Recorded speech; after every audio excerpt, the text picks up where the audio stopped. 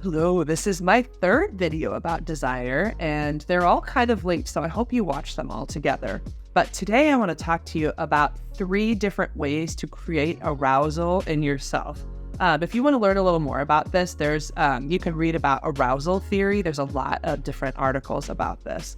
But basically, there are 3 ways to create arousal in your body. One is intellectually, one is emotionally, and one is physiologically. So if you think of desire and eroticism, like learning how to create energy or heat sexually by igniting one of those 3 spaces, that changes the game.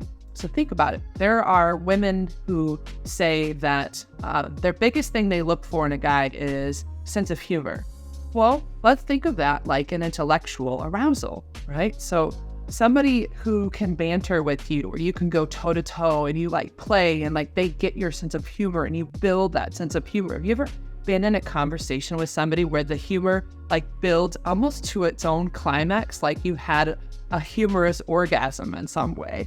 So like that's intellectual arousal. And people who feel like you just get me at some level and you understand my way of being, that's a type of arousal that people create.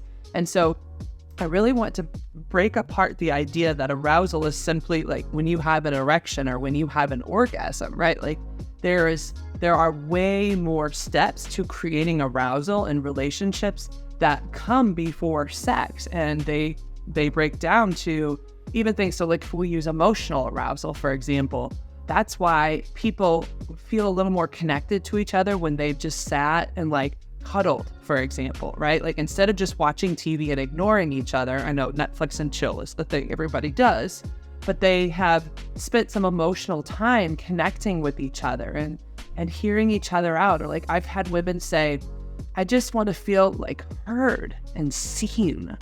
Like that, those phrases are emotional arousals, feeling connected in an emotional level, or like he gets me and he gets my needs and he cares about me. Like that's emotional arousal. So feeling kind of emotionally like you were seen and heard and valued.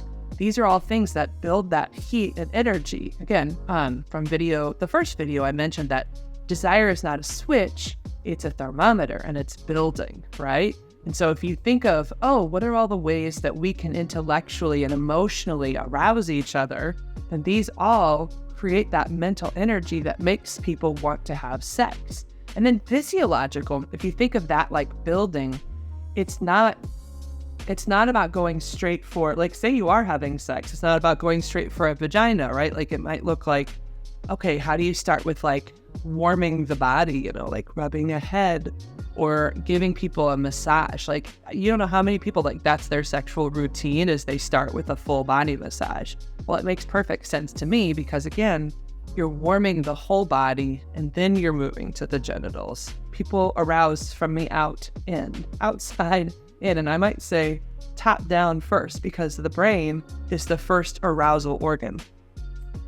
So if you would like to learn more about these arousal styles or about how to build desire in your relationship, please like and subscribe. Also, I can be seen if you want to submit a contact form at my website at therapistInSt.Louis.com.